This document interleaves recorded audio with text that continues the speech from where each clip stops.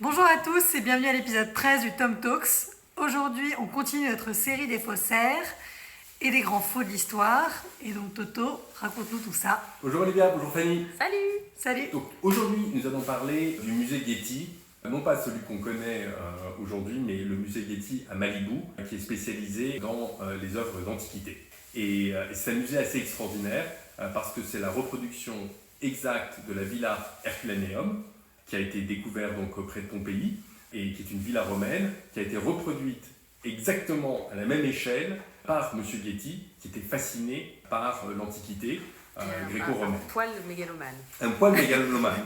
Et il va le faire à Malibu, tout simplement, où il va même racheter tous les terrains sur les collines avoisinantes pour que la vue ne puisse pas être gâchée par des maisons construites à gauche et à droite, et il va laisser de la verdure, et c'est assez impressionnant. C'est assez impressionnant, mais là, évidemment, tout est faux, parce que c'est la copie d'une maison, donc ça n'a pas beaucoup de sens. Et cette villa, pardon, c'est pas une villa qui est enfouie encore?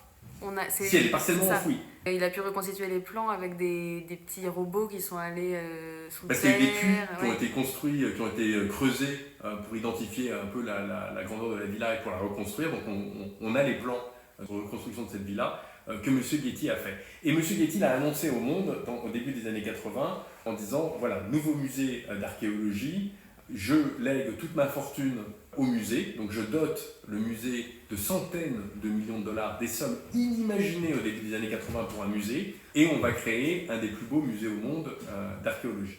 Je vous parle de ça, pourquoi? De cette histoire, parce qu'on a vu la semaine dernière, quand on a parlé d'anticipation. Le faussaire anticipe les réactions et les volontés du marché actuel.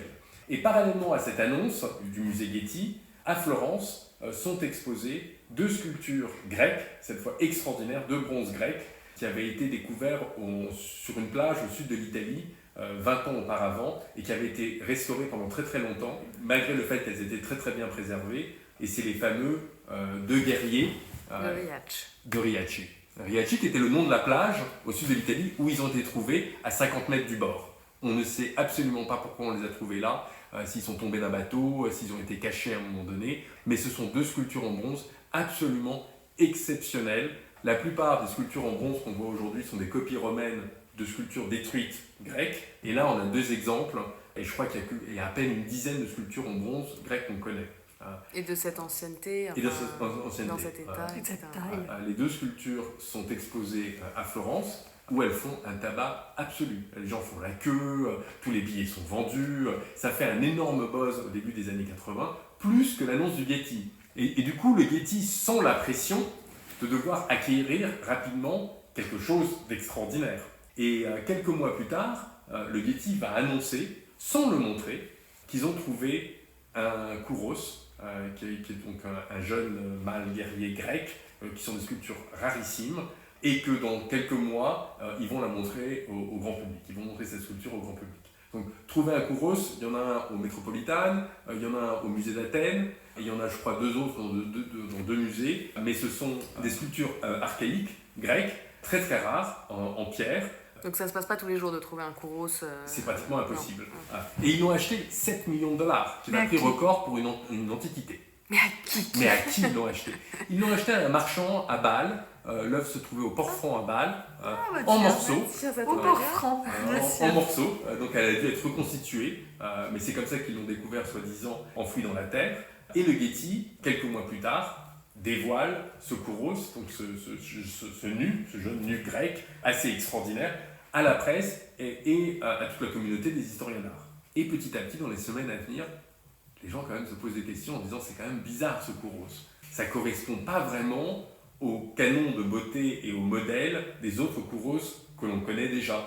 On a vraiment du mal. Et ils commencent à mettre peut-être en doute l'authenticité de cette sculpture rarissime.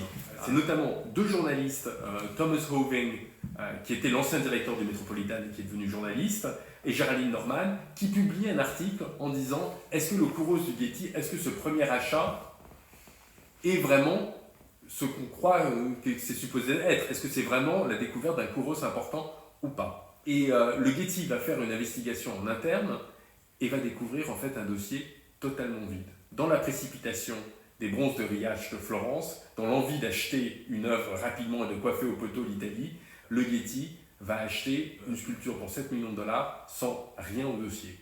Le pire, c'est que la plupart de la correspondance a été envoyée par fax, et au début du fax, on utilisait du papier chimique qui, avec les années, s'effaçait.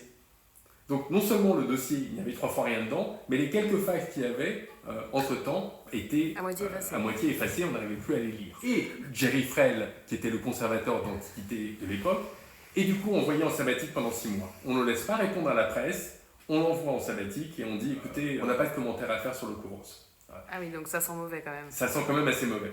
Alors, le Getty va essayer de comparer leur Kouros avec les 2 Kouros existants, celui d'Athènes et celui du Métropolitain, en disant en fait on a trouvé que notre œuvre à nous, c'est une œuvre de transition. Ça prend certains éléments du Kouros du Métropolitain qui est légèrement plus ancien, d'une 50aine d'années, de celui d'Athènes, et le nôtre est une combinaison des 2. C'est pour ça qu'il ne répond pas exactement au canon esthétique. Le problème de la pierre, c'est qu'on ne peut pas faire de datation au carbone 14. Le carbone 14, c'est uniquement sur des choses vivantes. Ça peut être sur du bois, ça peut être sur un os, mais ça ne peut pas être sur de la pierre. Donc on n'arrive pas à dater le dossier. Et malgré cet effort énorme du Getty d'essayer de comprendre où se situe leur Kouros, ils réalisent en fait qu'ils ont peut-être fait une erreur colossale. Et par le biais d'un autre intermédiaire, ils vont cette fois retourner à Bâle, retourner au Port-Franc, racheter pour beaucoup moins cher cette fois-ci une autre sculpture qui était aussi disponible par le biais d'un autre intermédiaire, mais qui ressemblait fortement à leur Kouros. Et en comparant la sculpture qu'ils ont achetée à bas prix, qui savait être un faux, ils se sont résolus à dire qu'il y a de fortes chances que la nôtre aussi provienne de la même pierre, de la même taille, et soit également un faux. Et aujourd'hui, quand tu vas à Malibu et tu visites le musée Getty Herculaneum, le Kouros est exposé avec une étiquette assez étrange qui dit, je vous lis, Kouros, grec, environ 530 ans avant Jésus-Christ, ou faux moderne. Point.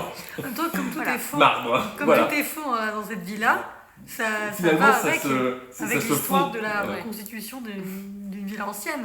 Mais ça a été, enfin, aujourd'hui, on trouve ça risible, etc. Mais à l'époque, ça a fait un scandale énorme. Et toute la politique d'acquisition du Getty, qui a réalisé que finalement, cette manne d'argent, il fallait faire très très attention, parce que ça pouvait attirer tout et n'importe quoi, et ça pouvait être une raison de faire des erreurs absolument colossales, et ils seront beaucoup plus prudents à partir de ce moment-là. Et du coup, c'était un peu raté, quoi, parce que c'était le lancement, présentation de cette immense collection. C'était raté, mais ça leur a apporté une presse énorme, mais pas la presse qu'ils souhaitaient. Ouais, c'est ça. Et là, en remontant la piste du coup des vendeurs, tout le monde a disparu. Le oui. marchand a complètement disparu, ils ne l'ont jamais retrouvé, ils n'ont jamais su quelle était la main et l'auteur du faux, ils n'ont jamais pu démanteler le réseau de faussaires. À ce jour, on ne sait toujours pas, comme l'atteste le cartel du musée qui dit ça peut être l'un ou l'autre. Autre cas intéressant qui a sévi au début des années 2000, c'est le fameux Elie Sakai, connu en interne sous le nom de Ressus, celui qui savait multiplier les pains. Et sa technique était absolument assez extraordinaire et d'une efficacité redoutable. Donc Elie Sakai était new-yorkais, un client assez important des maisons de vente aux enchères, mais qui n'achetait jamais de tableaux dans la vente du soir. Dans la grande vente du soir à plusieurs millions de dollars. C'était un client, bien sûr. Et il achetait des grands noms, donc surtout Chagall, Laurencin, Monet, mais des tableaux de seconde ou de troisième qualité qui figuraient dans ce qu'on appelait les ventes du jour, les ventes moins importantes, où il dépensait entre 200 et 700 000 dollars. Des sommes comme importantes. Et c'est à partir du vrai tableau qu'il achetait que Elie Sakai a sévi. Et c'est assez extraordinaire. À la base, on est sur quelqu'un qui n'a pas besoin d'argent, du coup, quand même. Ou qui a envie de gagner plus. Oui. Après, ça fait peut-être depuis 15 ans, quand il était à 700 000, il avait peut-être commencé avec des tableaux à 3 000 et il a fait comme ça. Oui, du coup, peut-être qu'il l'achetait comme ça. Peut-être. Il a fait son argent comme ça, peut-être.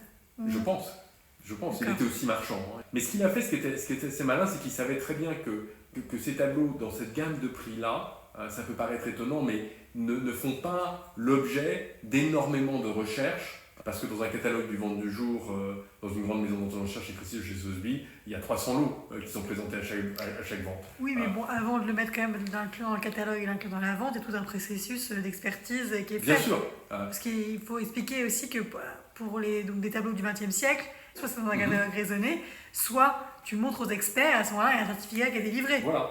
Mais en Mais tout cas, ça au-delà de fait ça- c'est moins d'attention aussi médiatique. C'est des tableaux qui sont un peu plus. Oui, et c'est des tableaux, surtout, qui repassent en vente assez souvent. Qui Oui. repassent en vente, qui c'est ont là une où il sorte va de trouver durée de vie son- chez un collectionneur de 5-6 ans. C'est des tableaux qui réapparaissent assez régulièrement sur le marché. Donc, muni de ce vrai tableau, il va séparer la toile de son châssis d'origine, le châssis donc en bois qui soutient la toile, mais qui comporte également des étiquettes d'expositions passées, de ventes passées. Parce qu'à l'époque, au pochoir, par exemple chez Christie's, on inscrivait un nom de référence et un numéro d'identité à l'œuvre qui passait en vente.